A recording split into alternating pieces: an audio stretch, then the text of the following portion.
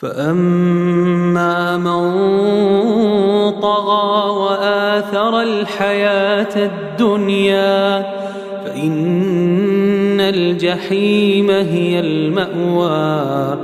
وأما من خاف مقام ربه ونهى النفس عن الهوى فإن الجنة هي المأوى.